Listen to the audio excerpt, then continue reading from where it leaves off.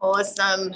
So here we are for another Friday. And as you've probably heard, I'm coming to you live from the 35th National Outdoor Education Conference, or should I say Environmental Education Conference. And it's on the Central Coast this morning, beautiful Central Coast, which is raining. So something different for us at the moment. But some amazing conversations going on about environmental education and how we can get the amplification of what we do in the outdoors. But first of all, I'm coming from Durrinjunk country, so please may I acknowledge all your traditional owners from the lands of which we all meet today and pay my respects to elders past, present and emerging, and hope that we work with them connected in hand and understand the essence of what they know about the country and bring it to life for our visitors and our participants of our programs. So today I've got three amazing speakers. I'm not going to be speaking much at all, but one thing I just did want to highlight, and it was a quote that was put up this morning, which I thought was just beautiful, but it's about the top environmental issues are actually not about climate change and all the aspects of our issues with coal and so forth, but actually selfishness and apathy. And I think we've all got a role to play in how we translate that to our visitors and our clients, and how we get some change in that regard to environmental issues. So yeah, as I say, great conversations happening. Just a quick update from the Department of Education funding. I know I've had a few phone calls in relation to that, and that was the term 4 funding from last year. It is coming, don't worry, they haven't forgotten us. Obviously there's been a lot of reactive funding that's been required from the flood perspective into the communities, but they are working with us to get that money out to you as soon as possible. The good news is that they've been working with us on the criteria. We've made sure that as many of you have access to that as physically possible, and also we've had an increase of funding available. So stay tuned, and we'll be sharing that with you as soon as it comes in writing, and the applications are open. So first of all, may I introduce Jen? Now, Jen is online. I'll get Jen to introduce herself, but she's a PhD student. And Jen, tell us about your project, because I think we have a role that we might can play in your project. Hi there, everyone. My name is Jen Smart. I'm a PhD student at University of Wollongong.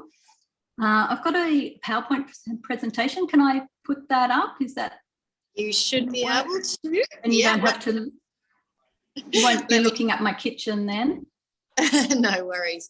Let me see. I think get back to your co-host from here. If I can't, I know James can. There you go. That should have worked for you. Is it there? Yeah. Yeah.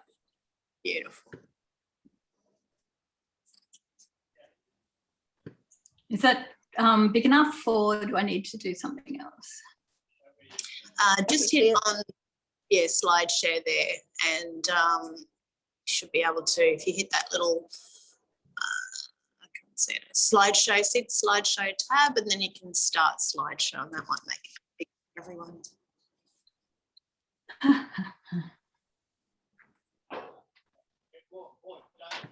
Yeah, just the left-hand button there on the top.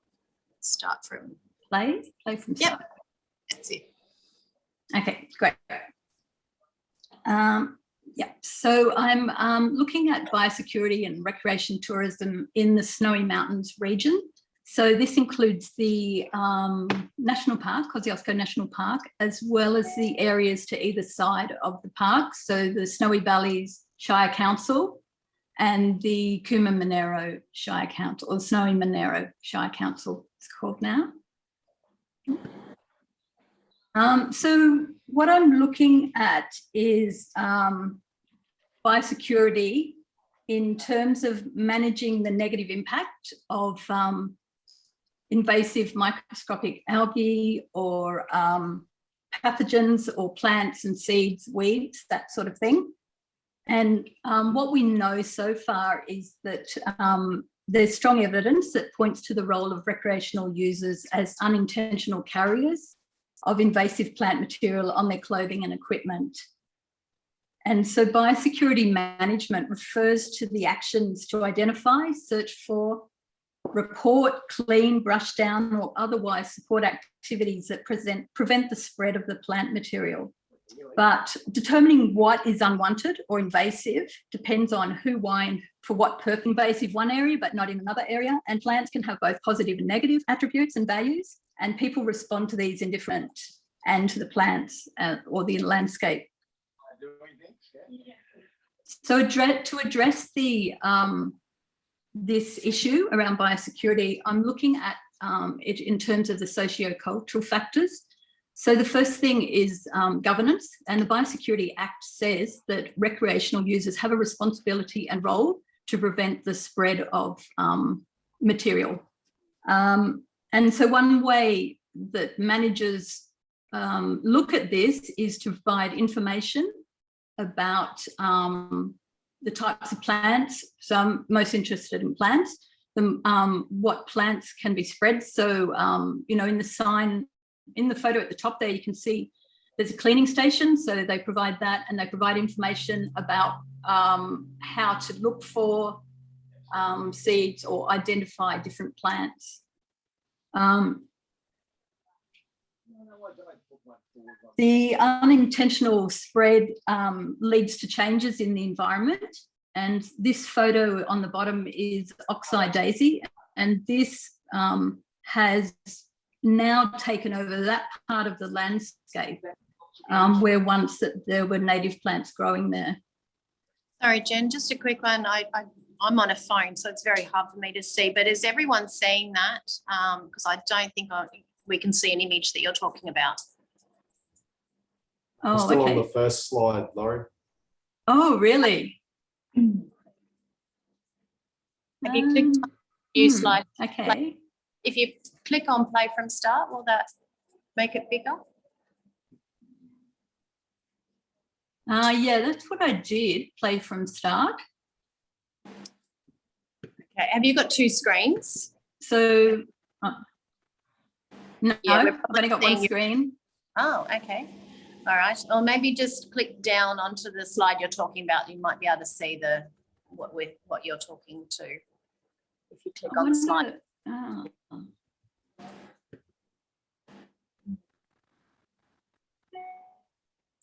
Might need an IT PhD person to help us, Laurie. Exactly, please. It's always hard. I'm looking at a really small screen too, so it doesn't help me. But yeah, maybe if people can direct Jen in the right way that can see where she's at, that would be helpful. I think, Jen, if you just click on the little images of the slides on the side, we can still see your number one. If you click to the, like, you can just go on to click number 2, 3, 4, etc. Maybe that'll just bring it up. That's interesting. I'm not seeing that. Oh, okay. Resume share. Maybe that's. All right. Okay. It looked like sharing had stopped.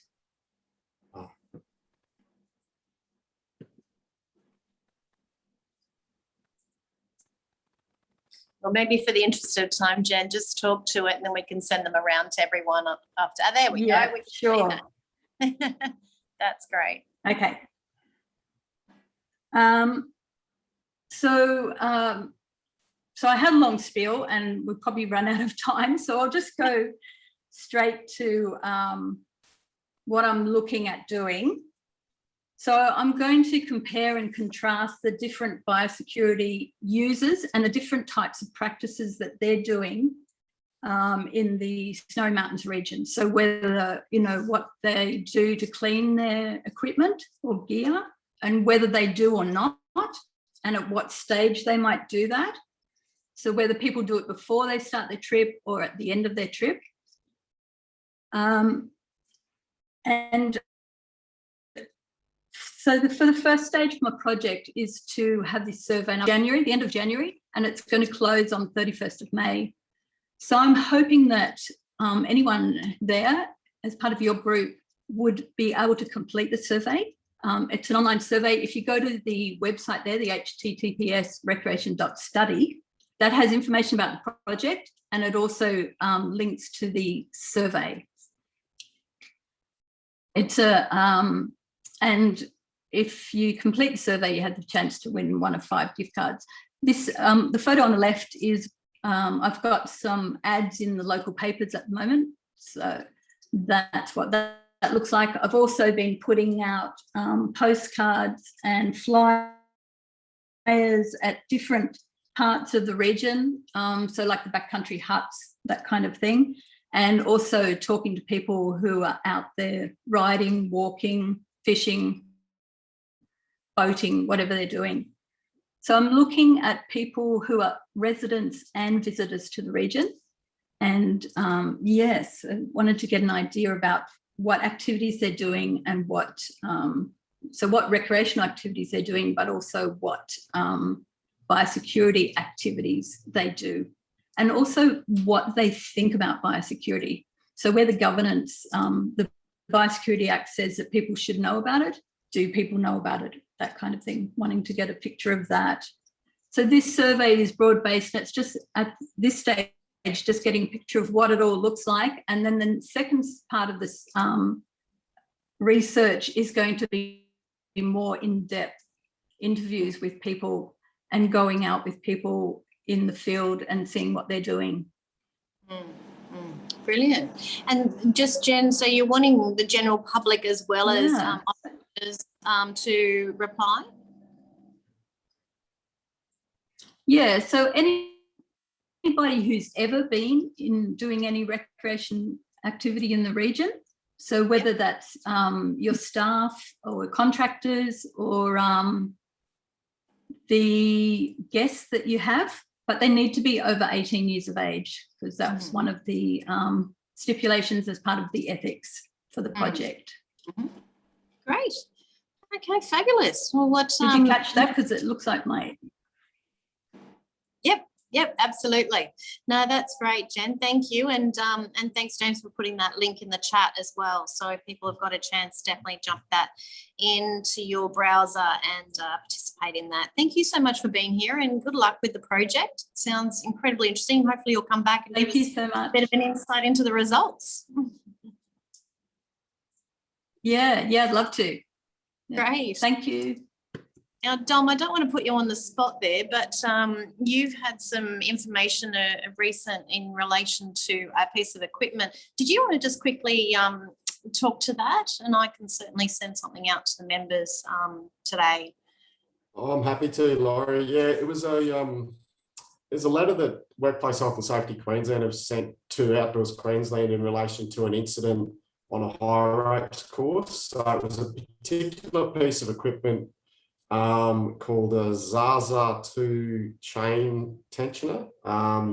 So I don't think it's in high use in Australia from speaking to a few people, but they've just put out this bullet, they've sent us a letter. We've actually copied it into a bulletin that we've sent out this morning, and I've sent the letter to Laurie and the other outdoor state peak organisations. And that was, they specifically asked us if we could get the word out about this particular device. It's not, they're not saying don't use the device, they're saying consider what's extra safety elements you could do to modify it to make sure you're operating in a safe way. So this incident involved some people on I think it was a lily pad obstacle on a high ropes course, I think it was ropes course, and the device failed, and they're saying it could have had an extra safety backup or something like that. So they're just saying if you've got one of these in use, consider how you might be able to make sure everything's safe. So it's really just a FYI that they want to put out, but they also specifically said, could we let people interstate know about it? Because obviously if it can happen here, it can happen anywhere. So they just wanted to flag it. So it's not a matter of, shut down every ropes course until you've checked it. There will be very few people who are actually using it. It's a gadget that's about, it allows trees to grow, and you can adjust this. It's a chain around a tree. So if you've got that in a ropes course and you're using this specific device, it's definitely worth checking. So there'll be information coming out on it, and we've put a bulletin out just this morning on it. So awesome. Yeah. Thanks so much, Dom. Yeah, and thanks for sharing it with us all. We'll make sure that gets out to the members. So yeah, great. Mia, thanks so much for joining us. My goodness, you guys have been really, really busy with the work, the child safe practices and the tools that you're building, and you've got some information to share with us all on the child safe practices. I do. I'm going to try and share my screen with everybody. Just bear with me one tick.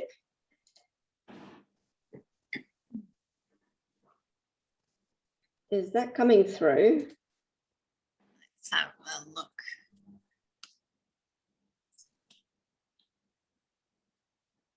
Try again now, sharing.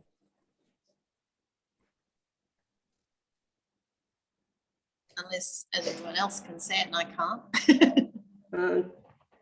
I'm trying to share again.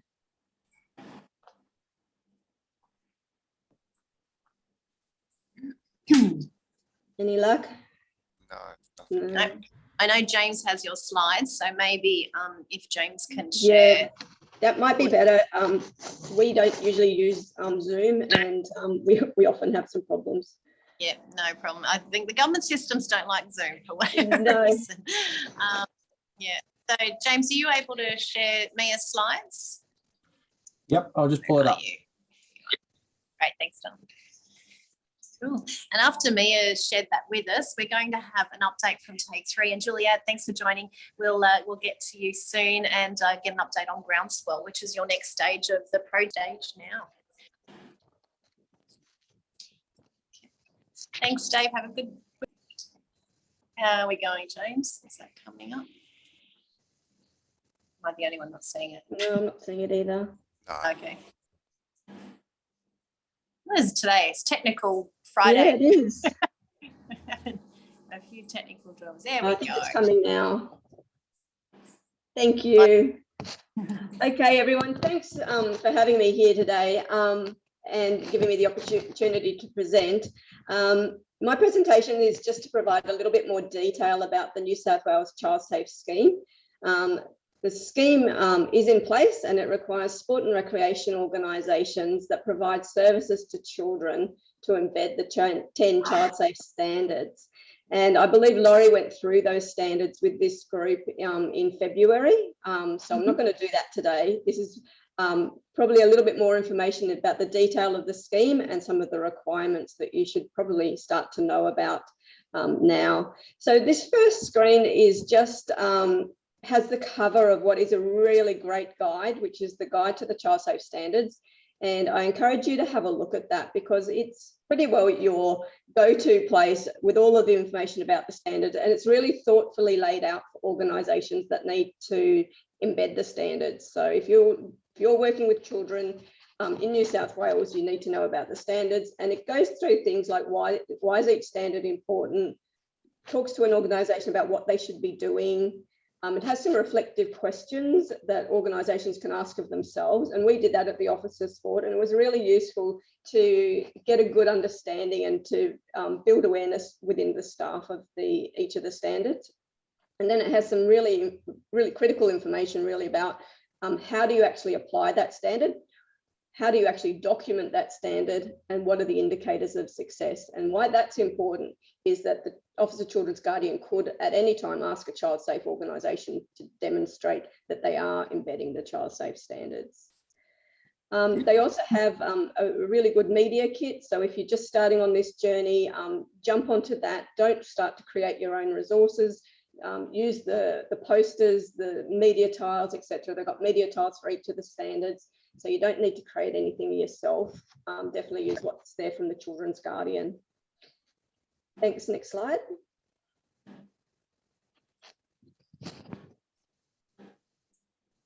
Thank you. So just before I go on, just by way of background, the Children's Guardian Amendment Act commenced on the 1st of February this year after going through Parliament right at the end of last year. And it gives a definition within the legislation of what is a child safe organisation. And basically it is a club or other body providing programs or services of a recreational or sporting nature to in which children are required to hold a working with children check clearance. Any organisation that meets that definition is covered by the scheme. It also covers other organisations like religious bodies that provide services to children or where adults have contact with children, local government authorities, and it also covers a whole range of government organisations, including the Office of Sport. Obviously, we do provide services to children. So we are also in the process of embedding these standards in what we do as well. Thanks, next slide.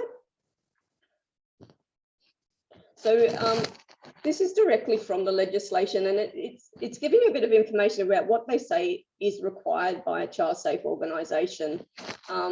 So if you are covered by that definition, the things that you're required to have in place are firstly a child safe commitment statement. So that's a commitment from the leaders of the organisation to child safety. So it's probably something you'd put up on your website and promote to all of your client groups, saying that we have a commitment to child safety. There's heaps of examples around. If you look at any of the sporting organisations, you can sort of, I wouldn't say plagiarise, but you can get some ideas of what those commitment statements look like. And just to make sure you're covering off everything that you want to say. We have a very simple one up on our website these days, and I can pop that over to Laurie for afterwards if you want to have a look. The next thing you need is a child safe policy, which is a framework of how all of your other policies fit within your organisation.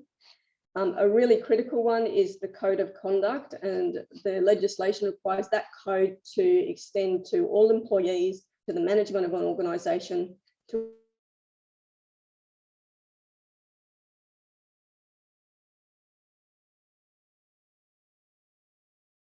code that covers everybody, and you're happy with that.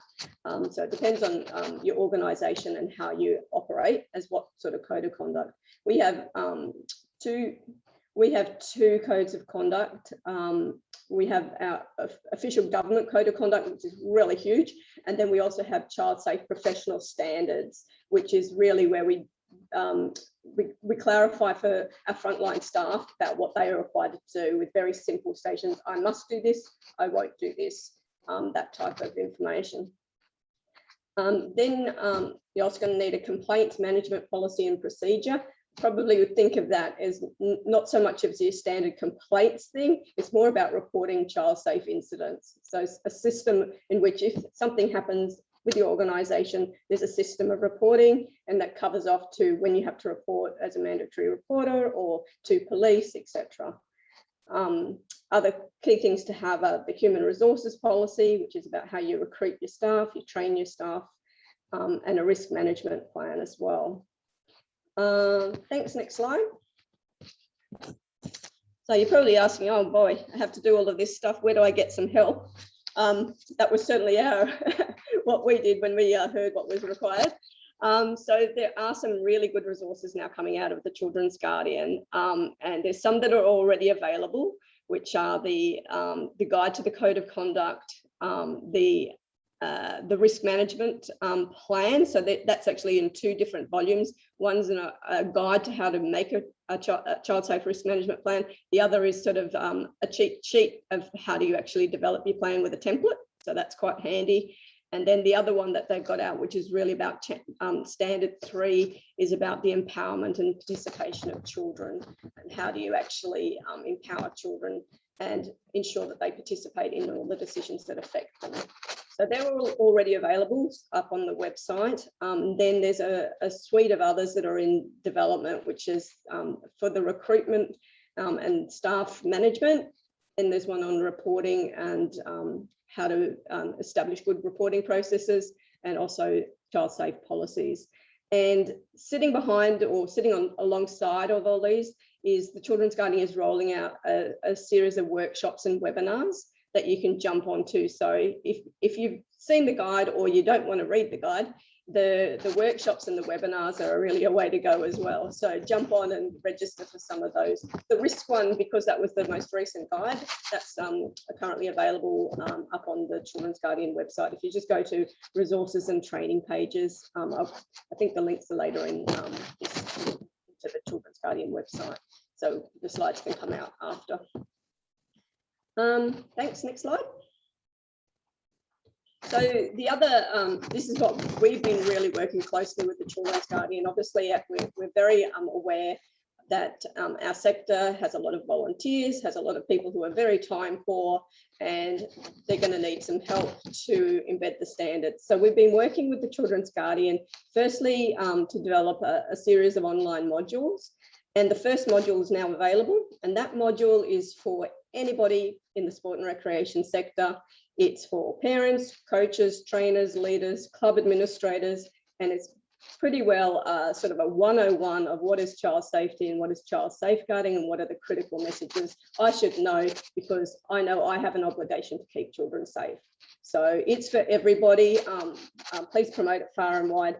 To get access to these modules, they are being hosted on the learning management system of OCG. So you will just need to create yourself an account, and then you'll get be able to access all of the OCG courses through the one platform, including the ones that are developed by the Office of Sport.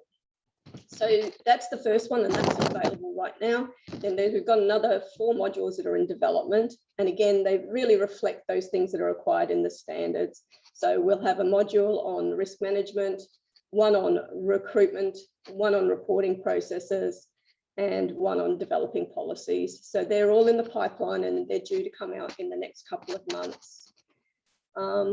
So one thing, if you want to get more information and make sure you feel comfortable with understanding the standards, is to jump on and do that first course.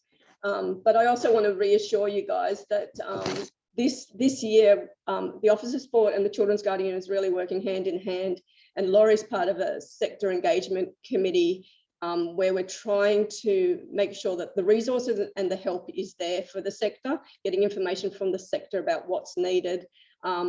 And also the key message from the Children's Guardian is this year is about capability development. They're not really looking to do strong compliance work at this stage. They're just making sure everybody's aware that the scheme started, because it started quite suddenly. It was sort of very quiet up until it suddenly got launched, and that was intentional. As it went through Parliament, there were a few hurdles to jump. But once it was launched, it was there, and so you do need to comply, but you've got some time before the compliance activities starts. Just next slide, thanks. And this is the last one. So at the Children's Guardian, you've got Mark Laurenti, who is your child safe officer for the recreation sector. And he would have loved to have been here today, but he's actually building some videos for one of the new resources.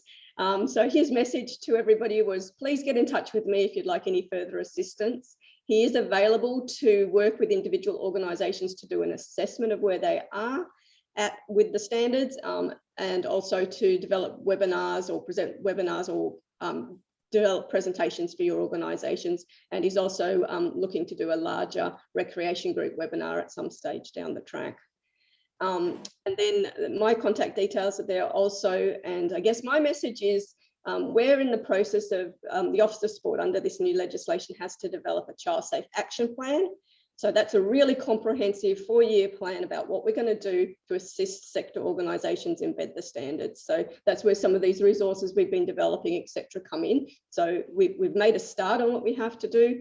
But if you've got ideas and you have things that you think would be really helpful in this place, I'm developing the plan right now in consultation with everybody. So if you've got ideas, I'd love to hear them, because that's the only way they're going to get into the plan.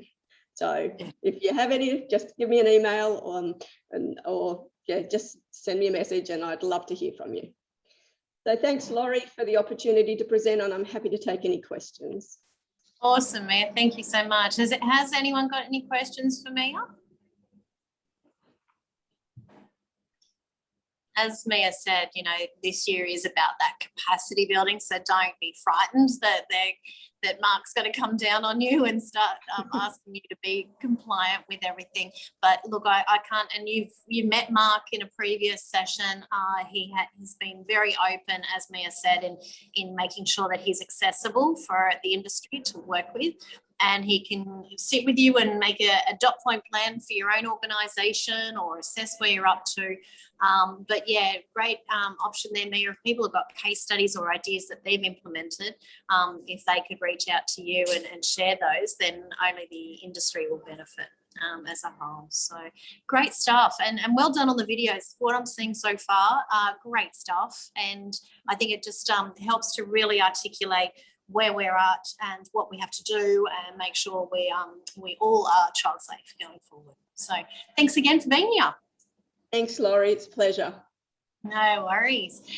Juliet, you are up next. So Juliet's from Take 3 for the Sea, one of our partners in trying to look at the issues of environmental sustainability. And Juliet has joined just recently, Juliet.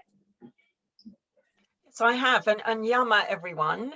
I'm here in Bundjalung country. It's still, which is the area around Lismore. It's still very soggy here, but the sun has been shining sort of intermittently over the last few days. So things are looking up, which is great. Yeah, so thanks so much, Laurie, for inviting me to present today, and for your ongoing support with our endeavours. I do have a presentation, so let me quickly try to share the screen. It says I'm now screen share. Oh no, yes, hang on. New share, this is where I want to be. Okay. Hopefully this will be trouble-free. So I'm just going to show you a quick PowerPoint. Can you see that? Yes. Okay, great.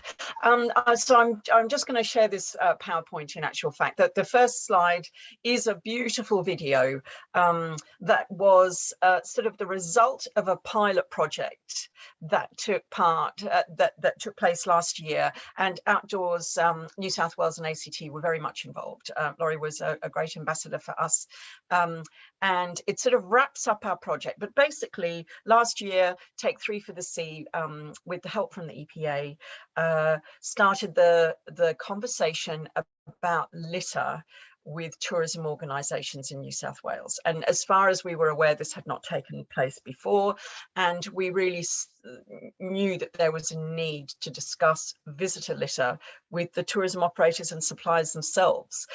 So without saying much more, I will start the video, and it will tell the story. I'm just trying to find which one it is.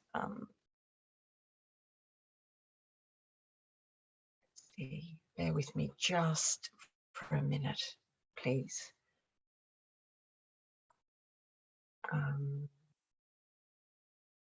Now I can't seem to find that little button that's in the way. Slideshow from the beginning, here goes.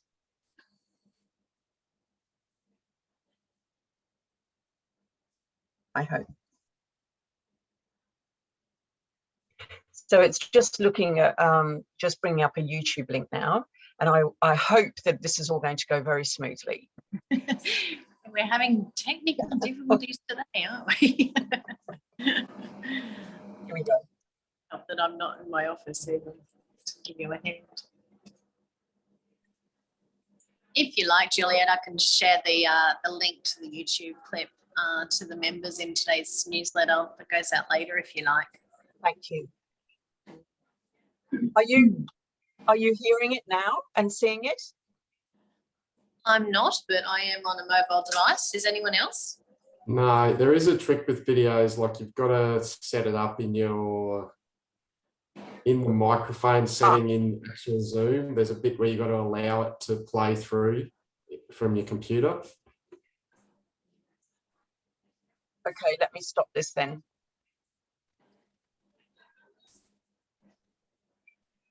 Yeah, maybe good. Okay, I'll stop that. But it's a fabulous video. Yeah, and I'll just go through to the next slide. Cool. Okay. Accept that. Oh, here we go. So our partners in our project are Outdoors New South Wales, National Parks, Destination New South Wales, Caravan and Camping in AAT Kings, and the Walsh Group, which actually has an inbound operation bringing international guests into Australia. And these organisations, as well as the EPA and Take 3 for the Sea, sit on our steering committee. So last year, the sort of outcomes of the project were that we developed a New South Wales visitor economy litter prevention strategy to steer the tourism industry in New South Wales forward against visitor litter, and that was actually ratified by our steering committee a few weeks ago and is available for anyone to have a look at. And the other outcome was that we produced a litter reduction toolkit for New South Wales tourism operators. And this is a go-to resource, and is jam-packed full of information about how to tackle litter, how to talk about it, how to identify where the hotspots are, what to do, etc. And this is the golden egg for everybody, really. And I'll explain a little bit more. What we want to do is invite tourism operators to join the groundswell. So we all know that the success of tourism brings with it the real risk of spoiling our natural and beautiful holiday destinations, and that irony is not lost on us. And so what do we actually do about it?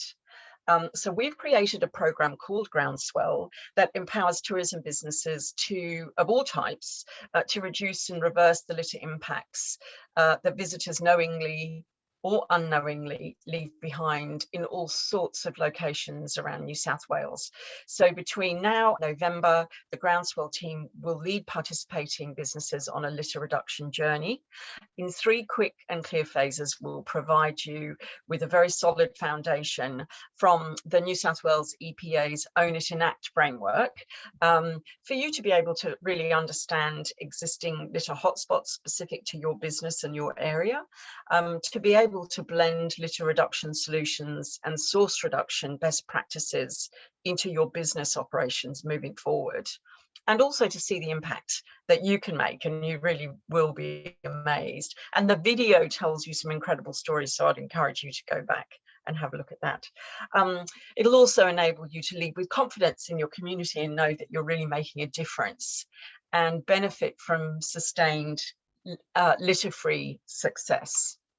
So there are 3 phases, and between now and May, we encourage operators to register. They'll be emailed a quick questionnaire to complete and submit. This will give us some background to enable us to address particular problems that are identified. We'd like you to join, we invite you to join one of our inspiration and information webinars, which actually start next week. More details in a minute. And we invite you to conduct a hotspot litter check in your area, and we'll provide you full guidance and tips as to how to do this. So that's sort of phase 1 between now and May. Then phase 2, we'll workshop your findings online in a collaborative environment. And I believe, Laurie, you'll probably attest to this, that last year, that was one of the real benefits, operators getting together and sharing their issues and actually helping each other find solutions to their problems. So we'll workshop the findings online with everyone together, and we'll help you implement your action plan. With the help from the Golden Egg, the New South Wales Litter Reduction Toolkit. So at this point, we'll provide you with the toolkit, which will give you really clear guidance as to how to implement this all into your daily operations moving forward. And it's not too onerous, it really isn't.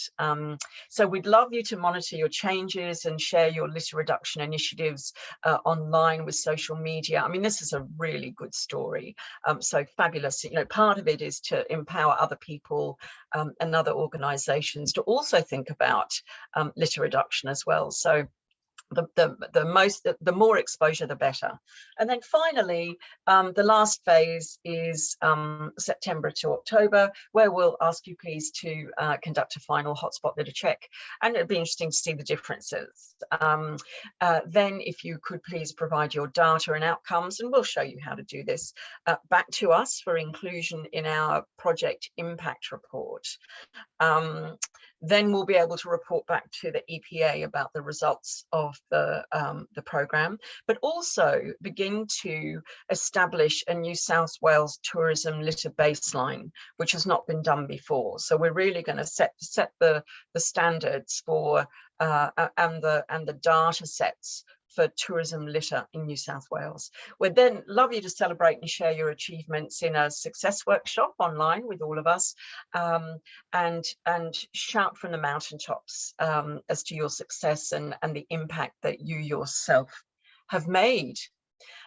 We've got a few milestones here. This is a very small writing, I appreciate, but we do have lots of resources. So we've got a PDF which has all sorts of links on it. We'd encourage you to watch the video. We encourage you to register your interest, and then complete the Groundswell Tourism Business Survey, etc., etc. So this really clearly sets out the steps and the milestones in the project. Nothing too onerous. You know, we figured out across across a year that this would probably require 4 or 5 days worth of effort in total. So it's really not too onerous when you think about it, and the impact really far outweighs the effort. So I'll provide Laurie with all the links. The Groundswell Inspiration and Info sessions commence on the 27th of April. So I'll provide the link for everyone to register now. And the project is a New South Wales Environment Protection Authority Waste Less, Recycle More initiative funded from the Waste Levy. So thank you very much, Laurie, for giving us this opportunity. I do wish you could have seen the video. So please take the time, because it's really, really inspirational. And that's what we'd like to do, inspire you all to take action. Yeah, absolutely. Thanks so much, Juliet. And it was a great start with the first wave, and this is just subsequently the next step, and it's just great to see. Can I just highlight, and for those that joined, I can't remember when we talked about this, but McGrindle Research did some great studies into the demographics and social movements that are happening right now. One of the biggest things that came out is people's ethical considerations in their choices. And that just doesn't only go to products and food and services, but also tourism experiences as well. So, you know, something like this and your engagement in a project like this is something that you can also advocate publicly about, and show that your connection ethically to the considerations of the environment. Because people are really now more than ever, and I don't know whether COVID was the trigger for it or we're just being more savvy today, but certainly the ethical considerations of people's purchases are a lot more prevalent than ever before. So, and we've all got to do our part. As I said at the start, it's about changing that ignorance and apathy when it comes to and I actually forgot to mention, thanks so much, Laurie, for saying that. I forgot to mention that this doesn't cost anything, so you don't have to pay to be part of it, because it's funded by the EPA. and also by participating, you also receive in phase 2 an official supporter package from Take 3, so you're able to benefit from our branding, which is very strong, and if you wish to, you can put that on your marketing materials and really promote the fact that you're really trying for the environment. So you can use the Take 3 logo and the hashtag Take 3 for New South Wales. So good, added benefit there. Awesome. Does anyone have any questions for Juliet on either the first wave or the Groundswell project and what's next? Anything that's maybe worrying them about being part of it, or any other questions at all? And sorry, Juliet, knowing that there is other people from other states online, is it something that people can get involved nationally?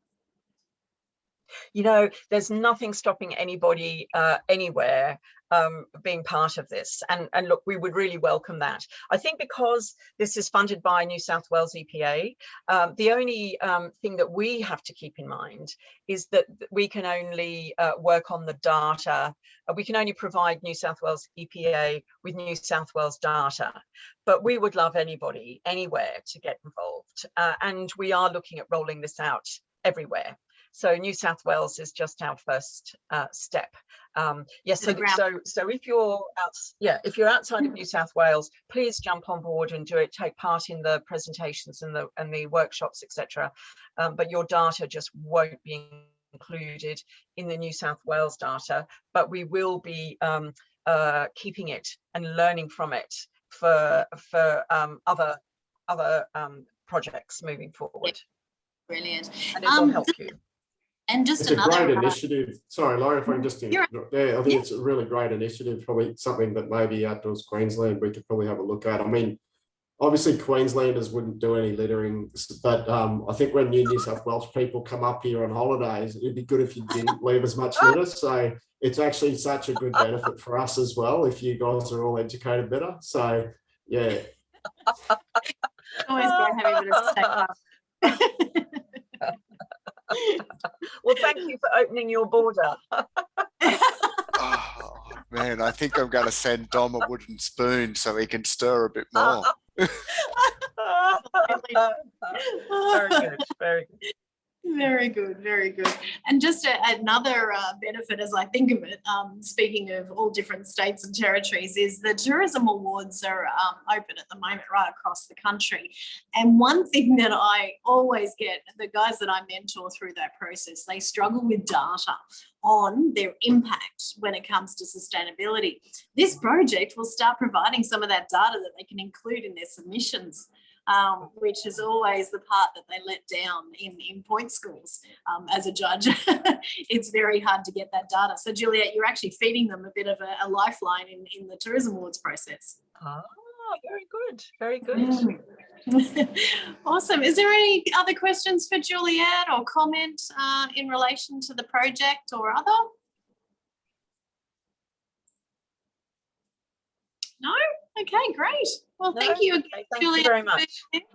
Yeah, and joining us today. You're welcome every week, of course, as we always say, Oh, and thank Mia you. as well. I'll take you up. Fabulous. Well, join here any Friday, 10 o'clock, as long as it's not Good Friday or a public holiday, because yeah, we do try to get some time off. Awesome, guys. Well, thank you so much for joining us, everyone, here today. We'll give you a bit of an early mark. I'll get back to the conference. I have no idea what session I've missed, but I'll get back and start discovering how we can all work together to better improve environmental education and outdoor activities in the country. So, guys, have a great day. Join us at 4 o'clock for happy hour if you get a chance. Other than that, we will see you next week. Have a great week ahead. Bye for now.